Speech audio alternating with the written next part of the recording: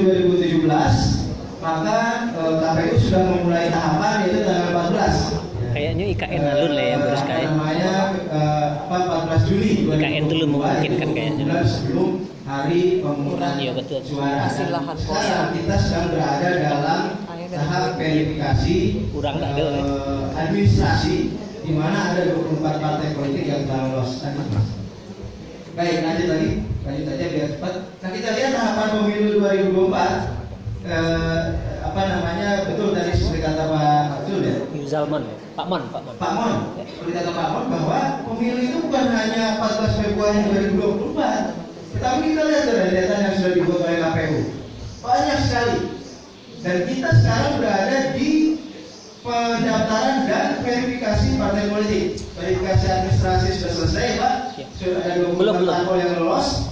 Belum selesai. Masih ada perbaikan. Kemudian nanti Oktober itu dimulai verifikasi faktual. Verifikasi faktual. Jadi akan banyak sekali tahapan-tahapan yang tentu saja sebaiknya memang kita sebagai pemilih itu tahu. Dan kalau misalnya Bapak Ibu berminat misalnya untuk ikut mengawasi, ya, ikut berpartisipasi lebih lagi, tidak hanya memilih. Tentu misalnya Bapak Ibu bisa ikut ke memantau pemilu, misalnya penyelenggara memantau tahap-tahap gitu. Jadi tahapan pemilu kita itu bisa berjalan dengan baik sehingga kemudian 14 Februari itu bisa berlangsung dengan baik juga. Lanjut Mas. Oke, ada beberapa tantangan pemilu serentak. Nah, ada satu yang belum ada di situ yaitu hoax. Ya, hoax. Tulisannya hoax. Jadi pemilu itu adalah konflik sebenarnya. Pemilu itu konflik, tetapi konfliknya itu bukan konflik kekerasan fisik begitu, tetapi konflik verbal. Nah, karena konflik verbal, maka konflik itu tidak berujung pada korban, misalnya seperti itu. Nah, pemilu juga merupakan menghindarkan konflik perebutan kekuasaan secara fisik, gitu ya. Nah, tetapi konflik verbal itu sekarang di era digital, di era media sosial itu banyak diwarnai oleh hoax tadi itu. Ya. Kalau Bapak Ibu misalnya lihat katakanlah medsos, Facebook, Twitter atau WA gitu, itu menurut penelitian 90% itu hoax isinya. Mayoritas itu hoax, apalagi menjelang pemilu, gitu ya. Dan hoax itu sangat berbahaya jika itu tidak bisa dikendalikan. Gitu. Kenapa? Karena bisa juga memunculkan konflik fisik, gitu ya. Nah, itu menjadi salah satu tantangan pemilu serentak 2024. Gitu. Tentu jajaran KPU sudah membuat langkah-langkah termasuk juga Bawaslu untuk meminimalisir itu. Tapi tentu saja peran serta partisipasi kita sebagai masyarakat juga sangat dibutuhkan agar kemudian itu bisa dihilangkan atau setidaknya diminimalisir. Pemilu dan pemilihan yang serentak ini juga tantangan. Kenapa? Karena akan sangat ada pilih. Di bulan Februari itu pemilu legislatif dan presiden, dan kemudian di bulan November pilpres. Dan tahapan pilpres itu sebentar lagi akan dimulai. Kalau tahapan pemilu, pileg dan pilpres itu sudah dimulai sejak 14 Juni, maka pilkada dan pemilihan langsung itu kira-kira awal tahun depan itu sudah mulai. Jadi nanti bapak-bapak di KPU itu sangat sibuk sekali. Akan sangat sibuk sekali karena akan bermimpikan tahapannya. Kemudian juga maraknya politik uang ini juga sebagai salah satu tantangan di pemilu ke depan 2024 ya. Kemudian selain pandemi COVID yang ya semoga sudah reda ya, tetapi bisa juga ada kemungkinan untuk muncul kembali. Nah, selain tentu saja bencana alam dan lain sebagainya. Oke, ada beberapa contoh permasalahan selain tadi hoax itu ya. Pertama, DPT.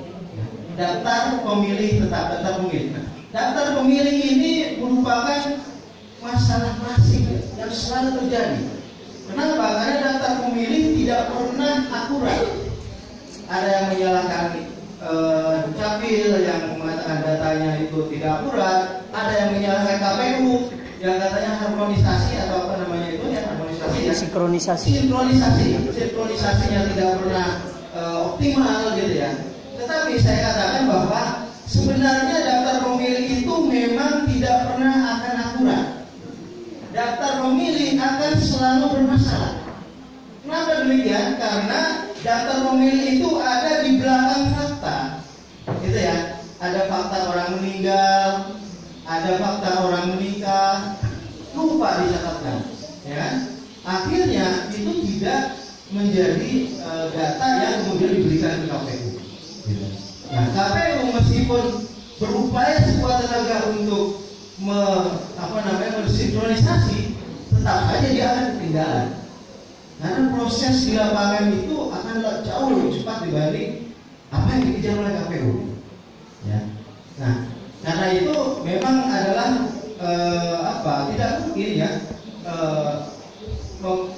mewujudkan daftar pemilih yang 100% akurat. Gitu. Sama tidak mungkinnya misalnya ingin mewujudkan keadilan sosial bagi seluruh Indonesia, mewujudkan Pancasila, membumikan Pancasila, itu juga rasanya tidak mungkin. Gitu. Sebagai ideologi, sebagai cita-cita, yang namanya cita-cita kan digapai-gapai terus, tetapi tidak pernah itu terjadi. Kadang kita menginginkan kehidupan yang damai, tapi kadang muncul konflik, ya kan? Seperti konflik di Poso, di Sabas, di Ambon, dan dimanapun, gitu ya. Nah itu seperti itu, kira-kira daftar pemilih itu seperti itu, sesuatu yang dinamis, sulit untuk mencapai akurasi yang 100%, tetapi memang harus terus digapai-gapai, harus terus dicapai sedekat mungkin dengan keakuratan itu. Dan saya kira KPU selama ini sudah bekerja dengan sangat keras, gitu ya, tetapi mungkin bisa diperpres lagi, bisa dioptimalkan lagi agar kemudian DPT yang akurat itu bisa didekati, setidaknya begitu. Kemudian masalah lain, ada pencatutan dalam parpol. Ini kejadian kemarin juga, gitu. Bahkan penyelenggara juga ada yang dicantumkan, anggota KPU atau pegawai KPU banyak yang masuk sebagai anggota partai politik dicatat, gitu. Dan itu tidak sepengetahuan dia, gitu ya. Ada yang lucu juga di Sulawesi misalnya, dia mengatakan saya belum mengiyakan akan masuk sebagai pengurus, tapi sudah terdaftar, sudah menang katanya. Nah itu kan lucu juga, belum mengiyakan masuk dalam pengurus partai, tapi sudah menang dan menjadi pengurus DPC atau DPD. Nah, kenyataan inilah yang kita hadapi. Ini tantangan-tantangannya, bahwa apa yang terjadi di lapangan itu akan selalu berbeda dengan teori. Ya tentu saja pencatutan seperti ini sebenarnya merupakan pelanggaran. Verifikasi ini kan sebenarnya kesempatan bagi partai untuk memperbaiki diri, tetapi kemudian terjadi pencatutan dan lain sebagainya, maka seharusnya memang ada sanksi bagi pencatutan itu. Kemudian ada masalah lain, relasi KPU Bawaslu yang seperti Tom and Jerry, ya kan? Di pemilu lalu seperti itu. Tom and Jerry. Tetapi di pemilu sekarang, alhamdulillah ini belum terjadi. Ya. Kita lihat misalnya pada ditolaknya gugatan 9 parpol kalau tidak salah di Bawaslu yang mengatakan bahwa KPU sudah bekerja dengan sebaik-baiknya. Nah itu setidaknya menunda Tom and Jerry itu. sampai hari ini belum ada relasi yang panas antara KPU dan Bawaslu. Semoga sih sampai hari ini tidak terjadi ya, karena sebenarnya kan tujuannya sama untuk mensukseskan rekrutmen kepemimpinan di Republik ini, baik itu di eksekutif ataupun di legislatif ataupun di kepala daerah. Nah, kemudian masalah lain, efektivitas Gakumdu. Jadi ada pelanggaran administrasi, ada pelanggaran pidana. Kalau pelanggaran administrasi itu diselesaikan oleh Bawaslu, Badan Pengawas Pemilu. Nah, tetapi pelanggaran pidana itu tidak bisa diselesaikan oleh Bawaslu sendiri, tetapi mengikut sertakan kepolisian dan kejaksaan. Nah, karena ada 3 tiga institusi itu biasanya Gakumdu itu seperti macam ompong, ya. Tidak pernah selesai, tidak pernah ada sanksi bagi pelanggar. Nah, semoga nanti dalam pemilu 2024 ini Gakumdu bisa lebih efektif lagi, ya, termasuk di Sumatera Barat ini. Kemudian masalah lain juga yang masalah klasik adalah laporan dana kampanye. Jadi gini, kita kan menginginkan pemilu yang luber jurdil. Apa luber jurdil? Langsung, umum, bebas, rahasia, jujur dan adil. Nah, untuk mencapai adil dalam pemilu, ya, itu dilakukanlah laporan dana kampanye, dibuatlah laporan dana kampanye. Kenapa? Supaya ada pembatasan biaya kampanye. Karena kalau tidak dibatasi, nanti yang memiliki modal kapital tinggi itu akan memiliki potensi untuk menang lebih besar. Jadi tidak adil pertarungannya, kontestasinya.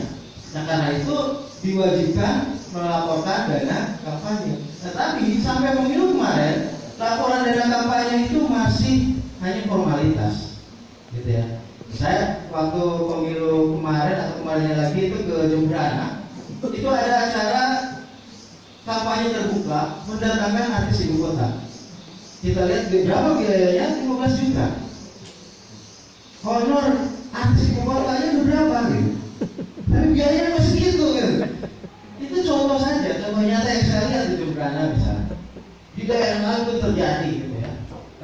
Laporan dana kampanye itu hanya untuk formalitas gitu. Dan akun yang audit itu akuntan publik atau apa itu? Lebih baik artis lokal gitu. Iya, banyak ya, Wak. Dananya rendah, itu paham. tidak optimal dilakukan. Nah, semoga Cak Kintani di bawah. laporan dana kampanye di tahapan pemilu ini bisa lebih diintensifkan, tidak hanya formalitas, tapi lebih sesuai dengan fakta, gitu ya.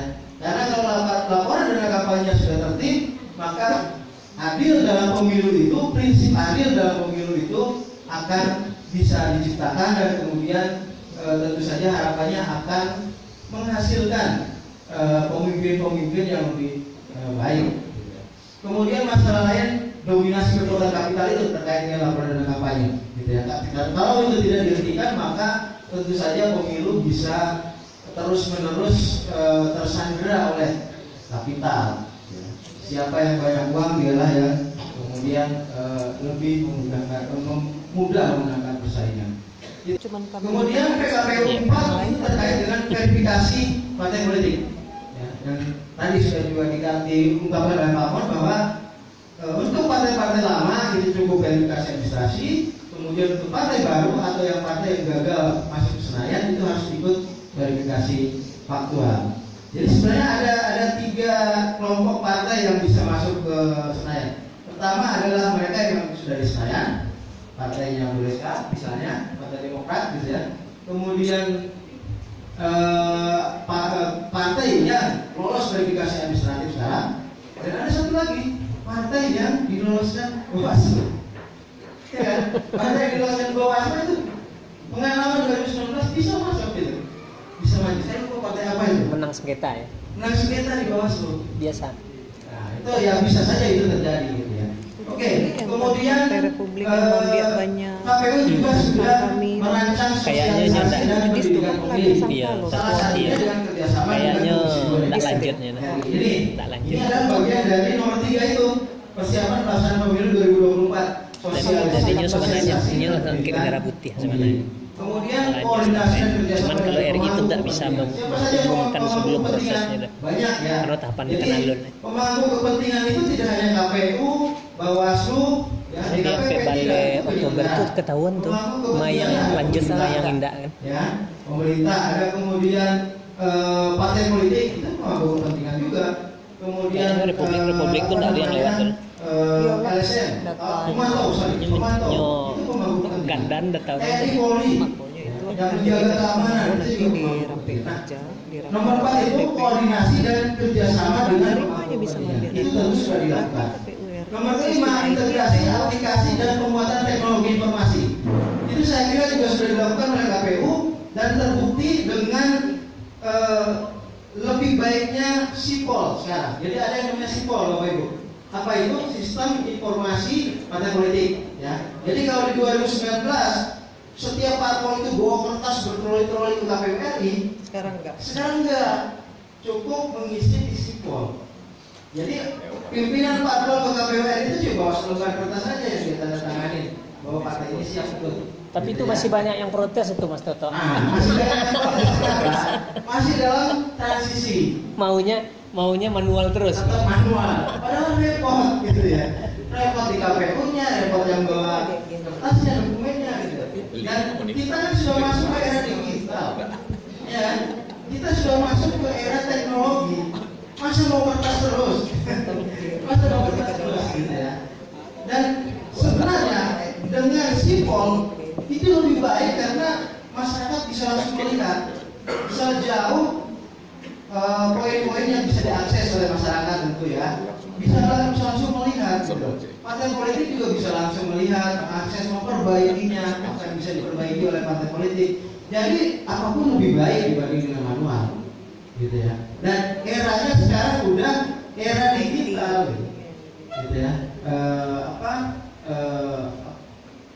Masa kita mau manual terus, ya kan seperti itu kan.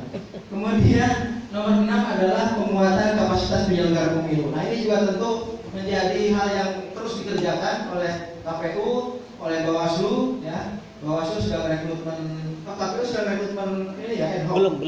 KPU belum. Sebentar lagi. Bawaslu yang sudah. Bawaslu yang sudah untuk provinsi kan. Kalau ad hoc Oktober. Untuk ad hoc sudah. Ad hoc Oktober. KPU ad hocnya Jabatan itu apa? Iya, PPK. PPK PPK. Oktober. Jadi itu adalah bagian dari penguatan kapasitas penyelenggara pemilu dalam rangka datang ya Oktober ya. Pemilu 2024. Ya. Oke, lanjut.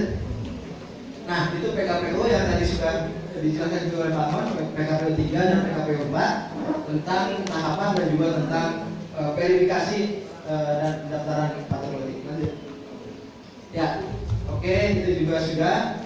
Nah, ini ada poin penting dalam verifikasi dan pendaftaran parpol, yaitu kesamaan kesempatan. Jadi setiap partai politik baik yang lama atau yang baru memperoleh kesempatan yang sama untuk mendaftar ya, dan untuk ikut katakanlah semacam kuota seleksi gitu ya, layak atau tidak gitu. Jadi kesempatannya sudah sama. Jadi bagi 16 partai politik yang ternyata tidak memenuhi persyaratan ya yang jelas kesempatannya sudah sama, tetapi memang gagal untuk memenuhi persyaratan tersebut. Lanjut. Oke, jadi hanya 24 parpol yang lolos. Kemudian Bawaslu menolak seluruh gugatan, yaitu kalau tidak salah 9 parpol, dan itu ditolak karena memang mereka tidak layak. Perlu diingat bahwa pemilu juga harus diikuti oleh partai yang layak. Kalau tidak nanti akan kisruh belakangan. Partai yang tidak layak tetapi katakanlah ada wakilnya, maka kemudian akan bisa chaos gitu setelah pemilu selesai. Lanjut. Oke, nah kenapa pemilu KPU menetapkan visi pemilu sebagai sarana integrasi bangsa? Karena pemilu itu merupakan kerja bersama. Jadi seperti saya katakan tadi, pemilu bukan kerja KPU atau Bawaslu atau DKPP saja, tetapi pemilu juga adalah kerja kita semua, kerja stakeholder semua, pemerintah daerah, kemudian LSM, kemudian pemantau, kemudian TNI Polri, kemudian instansi lain, pemerintah dan lain sebagainya. Nah karena itu pemilu merupakan kerja gotong royong yang kemudian untuk terciptanya integrasi bangsa. Nah pemilu juga menghindarkan kita dari disintegrasi dalam terjadi kekacauan gitu. Karena dengan pemilu terjadi rotasi kepemimpinan, maka pemimpin-pemimpin yang tidak disukai rakyat itu tidak akan dipilih lagi. Kemudian akan dipilih pemimpin atau wakil rakyat yang baru yang diinginkan oleh rakyat. Lanjut Mas.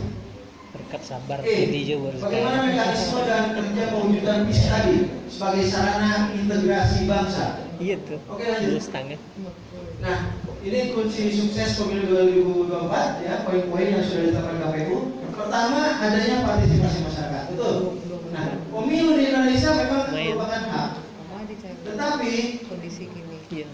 ukuran keberhasilan pemilu itu salah satunya partisipasi yang tinggi. Makanya Pak Man tadi katakan di sini itu partisipasinya 80%, itu membanggakan karena itu bagian dari ukuran keberhasilan. Bagian dari ukuran keberhasilan. Meskipun tentu saja bagi yang tidak ingin memilih ya boleh-boleh saja.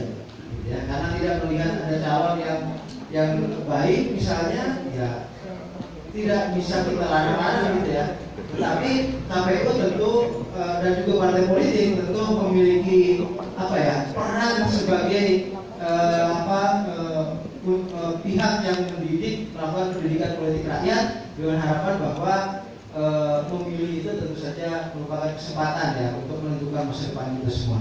Kemudian koordinasi dan kolaborasi dengan lembaga-lembaga lain, seperti tadi saya katakan, dengan seluruh pemangku kepentingan, dengan pemerintah daerah, dengan TNI Polri, dengan kemudian pemantau dan lain sebagainya. Kemudian juga keempat ya, kemudian keempat pemilu yang kompeten dan berintegritas. Jadi pemilu itu seharusnya menjadi pemilu yang berintegritas, menjadi filter integritas. Gitu ya. Apa tandanya bahwa pemilu itu sudah menjadi filter integritas? Adalah pemimpin terpilih itu pemimpin yang memang bersih, ya, melaksanakan good governance, tidak katakanlah melanggar, gitu ya. Nah, selama misalnya gini ya, misalnya sekarang kan faktanya banyak sekali kepala daerah yang akhirnya terbukti korupsi dan kemudian penjara ya. Nah, itu salah satu contoh bahwa pemilu kita belum menjadi filter integritas.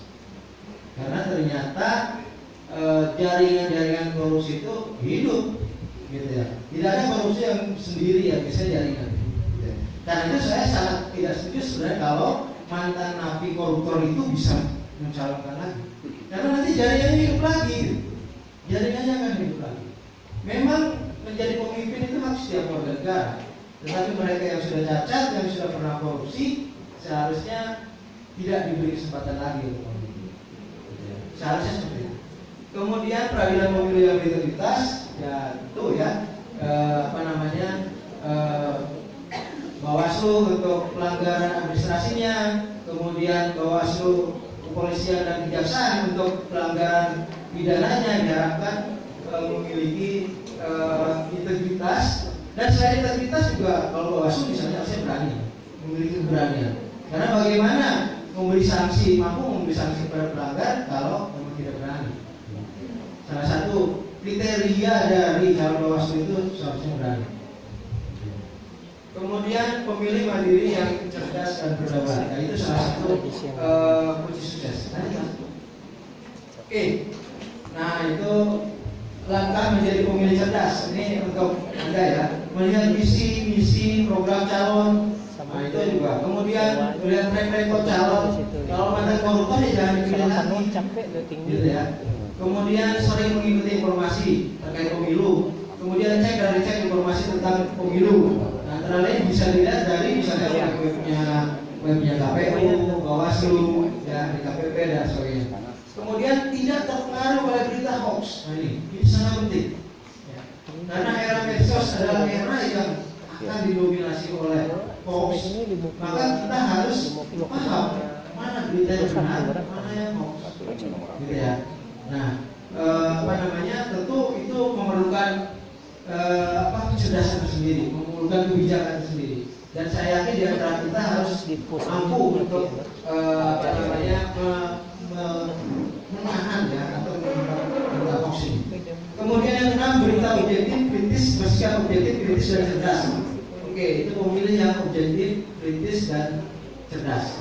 Jadi kalau ada serangan pajak atau apa, jangan ditanggapi ya, jangan ditanggapi.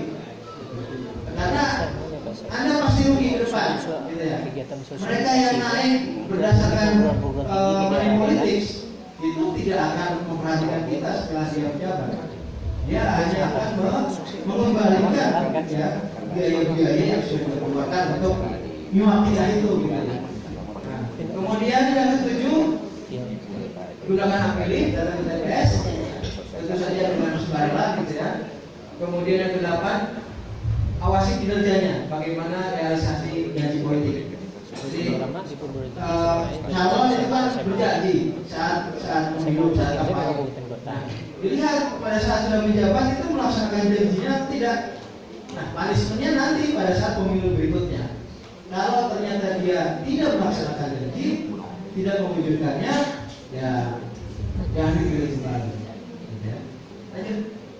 Ya, itu peran serta masyarakat dalam pemilu bisa hanya memilih, tetapi bisa juga menjadi pemantau gitu ya. Pemantau kalau tidak salah daftarnya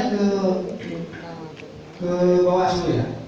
Untuk menjadi lembaga pemantau. Lembaga pemantau itu mendaftar ke Bawaslu, tapi Anda bisa terlibat dengan mendaftar ke lembaga-lembaga pemantau itu, ataupun bisa jadi pemantau independen. Karena dimungkinkan juga pemantau independen. Kira sudah ya. Oke, baik, saya kira cukup untuk romantik diskusi mungkin.